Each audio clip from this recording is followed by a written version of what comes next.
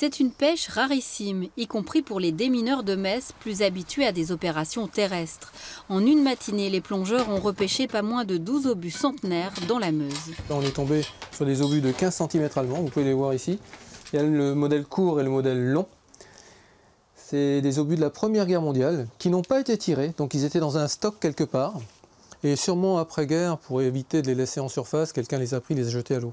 Donc c'était souvent fait à l'époque parce que l'eau, ça permettait de les faire disparaître de la surface, donc éviter les risques pour les enfants, etc. etc. Donc c'est des obus qui n'ont pas été tirés, ils viennent d'un stock.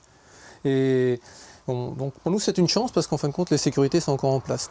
Pour dénicher ces obus recouverts d'algues, filmés par un touriste la semaine dernière, les plongeurs démineurs ont une technique bien à eux. À l'aide d'un poil, à gueuse et d'un fil à circulaire tendu au fond de l'eau, ils quadrillent le terrain. On se tient à la main, deux, et chacun, on progresse le long de la circulaire en regardant ce qu'on voit et en comptabilisant si on trouve des choses, d'accord, ou en les ramassant s'il faut. Dès qu'on arrive au bout, à l'autre gueuse, on écarte la gueuse d'1 ou 2 mètres et on repart dans l'autre sens, et ainsi de suite. Et comme ça, on peut parcourir toute la Meuse sans rien rater en fait. Les recherches aquatiques vont se poursuivre. Les démineurs rappellent qu'en cas de découverte d'un obus où qu'il se trouve, il ne faut surtout pas le manipuler, mais repérer son emplacement et prévenir la mairie du secteur.